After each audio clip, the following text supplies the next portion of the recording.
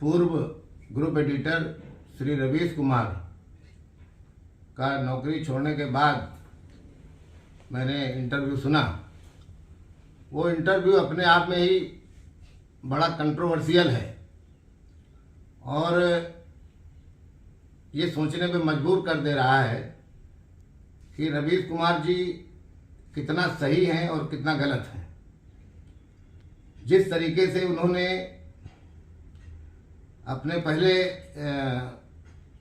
भाषण में लोगों की सहानुभूति बटोरने का प्रयास किया, उससे ऐसा लगता है कि वो व्यक्ति अंदर से बहुत कमज़ोर है, क्योंकि आदमी सहानुभूति जब भी बटोरता है जब अंदर से वो कमज़ोर होता है।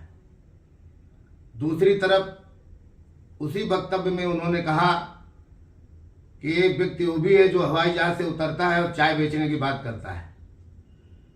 मैं समझता हूँ ये बात कोई अहंकारी व्यक्ति ही बोल सकता है, क्योंकि अहंकार ईर्ष्या की जननी है और जब आदमी को ईर्ष्या पैदा होती है तो इस तरह की बात करता है।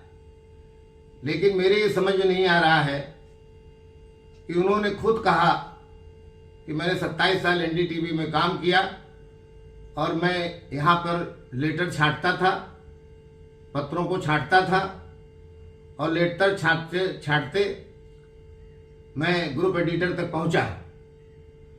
मैं समझता हूँ कि ये बात कहना कहीं न कहीं उनको इस बात पे मजबूर करता है कि वो भी अपने आप को मोदी के बराबर खड़ा करके और बताना चाहते हैं कि हम कहां से कहां तक पहुंचे हैं।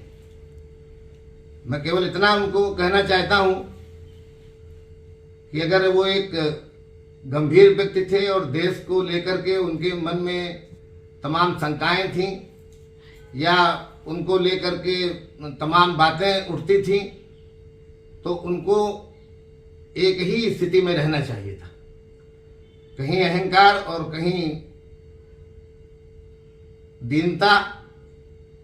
ये दोनों चीजें समझ में नहीं आती हैं। जहां तक मोदी जी का सवाल है, मैं केवल इतना कहना चाहता हूं कि वो व्यक्ति ऐसा व्यक्ति है जो काम क्रोध मद लोभ यहां तक कि दुख सुख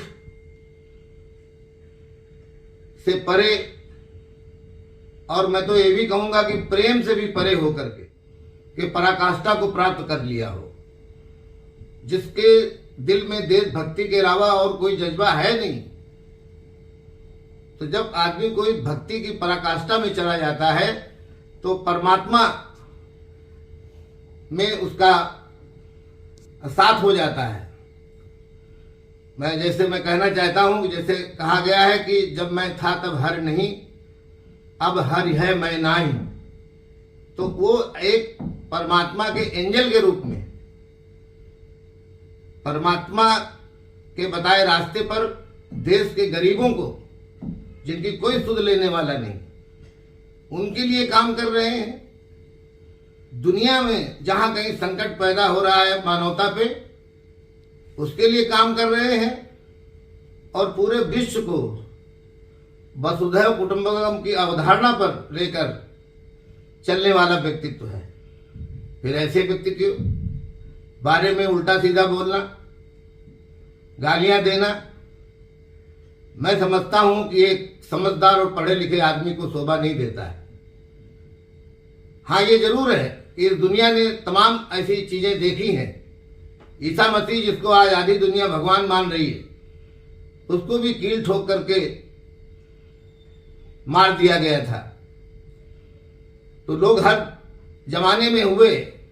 महात्मा गांधी, जिन्होंने 7 साल की उम्र में जब वो एक कार्यक्रम में गए थे, वहां पे सत्य के लेकर के जो बहस हो रही थी उसको उन्होंने अपने मन में आत्मसात कर लिया और उन्होंने कहा कि जीवन में कितनी भी कठिनाइयां आए लेकिन हम सत्य के रास्ते को नहीं छोड़ेंगे, और मरते दम तक उन्होंने सत्य का रास्ता नहीं छोड़ा। ऐसे व्यक्ति को भी कत्ल किया गया।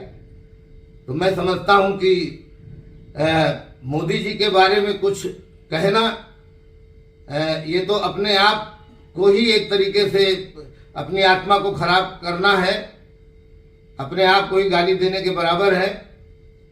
तो मैं और ज़्यादा कुछ इस पे नहीं कहना चाहता हूँ, केवल इतना कहना चाहता हूँ कि ये जनता है, ये तय करेगी कि हमारे रवीश कुमार जी कितने अपने जो उन्होंने अपना जीवन शैली अपनाई है उसमें वो कितने गलत हैं, कितने सच हैं, इसका फैसला जनता करेगी। बहुत बहुत धन्यवाद।